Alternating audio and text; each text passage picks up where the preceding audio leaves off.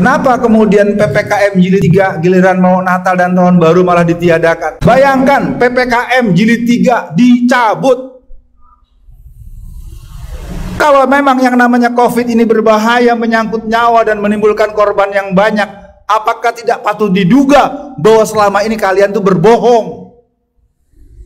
Masa sih gini, saya pemimpin, ini akan ada menimbulkan kebahayaan, akan menimbulkan mati orang, lalu peraturannya saya cabut.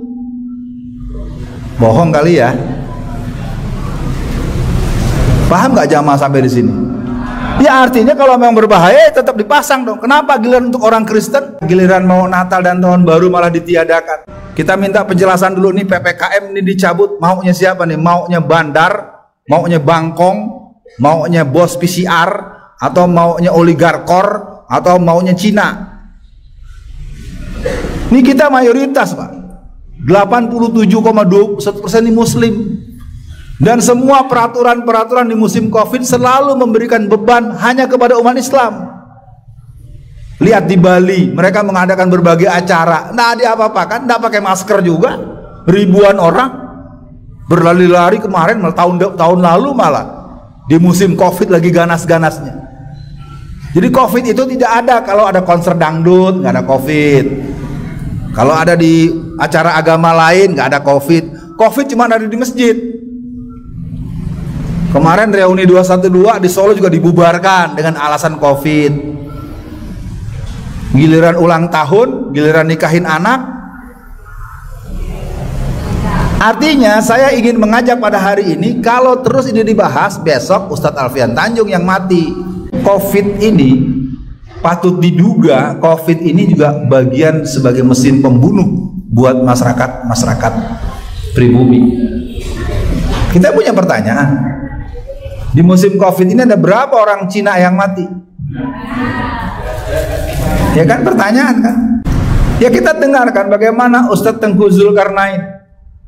Kita semua sama mendengar penjelasan dia, ayat-ayatnya, dalil-dalilnya, contoh-contohnya, data-data sejarahnya. Dan terus menerus beliau memberikan penjelasan-penjelasan yang merupakan counter attack terhadap kejulasan musuh-musuh Islam. Nggak hitungan bulan mati juga beliau, wafat beliau, syahid beliau. Jadi fenomena meninggalnya guru-guru kita ini sepertinya terus menerus tanpa pun. Mengajak para jamaah semua untuk membahas menyiapkan generasi harapan Islam. Perbincangan ini menjadi penting karena kelihatannya kita harus berhitung. Sejak awal reformasi sampai hari ini, ulama-ulama kita yang meninggal itu jumlahnya menurut saya sudah menembus ribuan orang yang mati. Ya, cuma sayang pembahasan ini bisa sensitif, bisa menimbulkan multi tafsir. Kita buka saja bagian pertama di awal reformasi. Saya kelihatannya mau lepas jas aja nih, agak panas ya. Boleh ya? Tolong digantungin di sini. Di sini aja. Sini aja nih. Udah bener di sini aja. Takut kelupaan. Karena terasa panas. Daripada saya basa-basi ya, panas dengan saya ini. Sebelum saya teruskan, saya mohon maaf, saya ini lahir di tanah Betawi dan saya berasal dari Sumatera Barat. Jadi kalau nanti pilihan-pilihan diksi Jawaninya orang iso harap dimaklum ya. Terus kalau bicaranya, kalau orang Betawi kan suka tokmol Pak ya, apa yang ada di sini ada yang di sini diomong bles gitu kan. Jadi ini kayaknya sama dengan orang Madura, orang Jawa Timuran. Kalau orang Jawa Tengah itu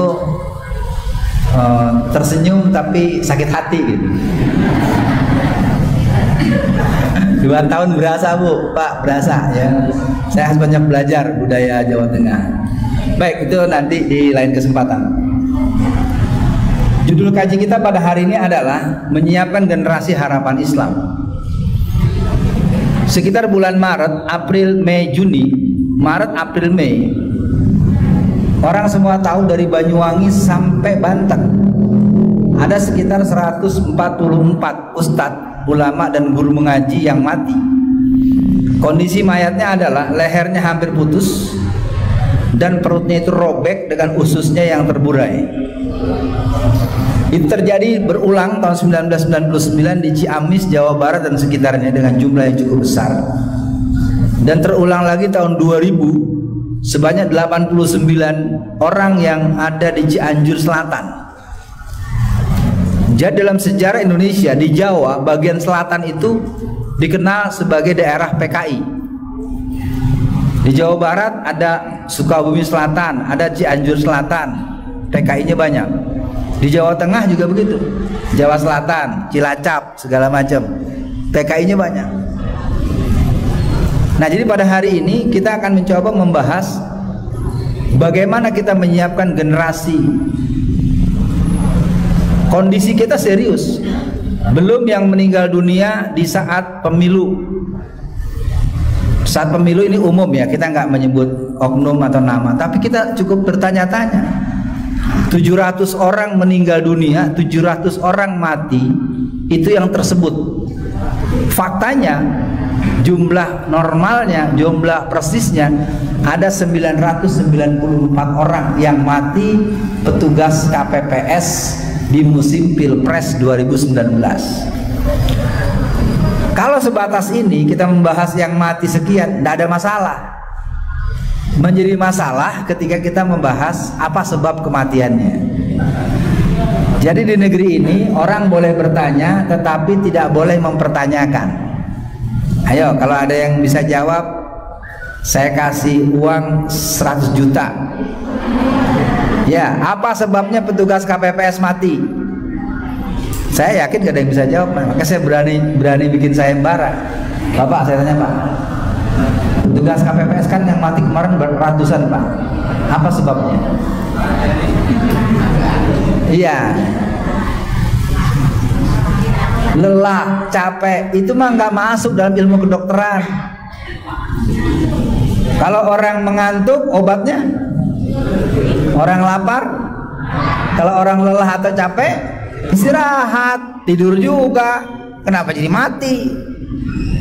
Udahlah, kalau diteruskan kita nanti bertanya lagi, macam-macam lagi yang kita tanyakan dan kita berheran-heran. Cuma persoalannya kita harus berhitung. Ya, kita punya guru kita yang ahli tafsir, hafal Quran, Dr. Muin sudah meninggal dunia. Kita punya Ustadz Lutfi Fatullah yang ahli hadis, masih muda, sudah meninggal dunia. Ketua Dewan Dakwah Jawa Tengah Ustadz Sudarno Hadi sudah meninggal dunia. Dr. Najamuddin Romli seumuran saya sudah meninggal dunia. Jadi COVID ini patut diduga COVID ini juga bagian sebagai mesin pembunuh buat masyarakat pribumi. Kita punya pertanyaan, di musim COVID ini ada berapa orang Cina yang mati? Ya kan, pertanyaan kan? Kenapa kemudian PPKM jilid 3 giliran mau Natal dan Tahun Baru malah ditiadakan? Artinya kita berada pada satu zaman di mana kita umat mayoritas, tetapi kita kehilangan harga diri. Kita nggak diwongke, kita nggak direken, kita nggak dianggap. Jangan salahkan musuh. Kalau musuh terus menyerangmu, kalau musuh terus menembakkan pelurunya kepadamu, kalau musuh terus berbuat kejam kepadamu, karena mereka tahu bahwa kamu pengecut.